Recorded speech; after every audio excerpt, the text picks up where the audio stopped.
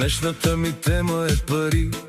За тези пусти финикийски знаци, за този тумор, който ни мори, алчните превръща в глупаци.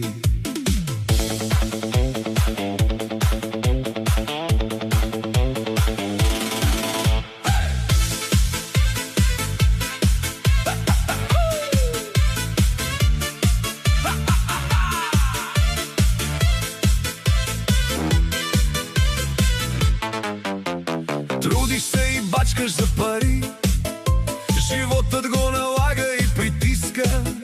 Лишаваш се от баничка дори, криеш ги и щот някой ще поиска.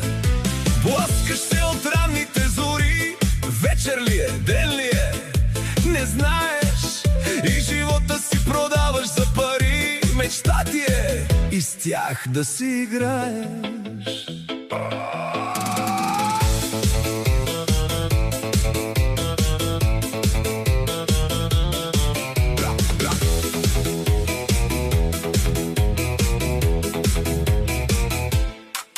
И от работа претрепан, уморен, прибираш се в своята килия.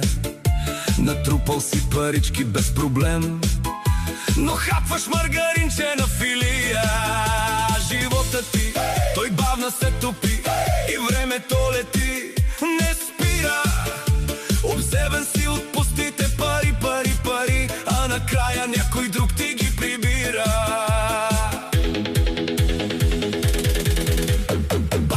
Натрупали пари, с които два живота да живееш, че в първия се трепа от зори, но във втория поне да ги пилеш.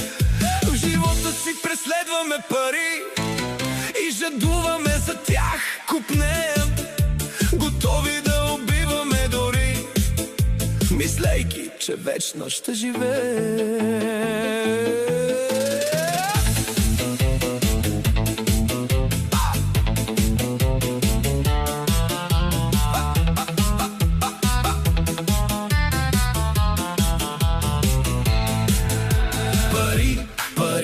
И пак пари, и здравето, живота си пилем. Тялото ни, всичко ни боли, забравили да любим и живеем. И бачкали, натрупали пари, с които два живота да живееш, че в първия се трепа от зори, но във втория поне да ги пилеш. Пари, пари и пак пари.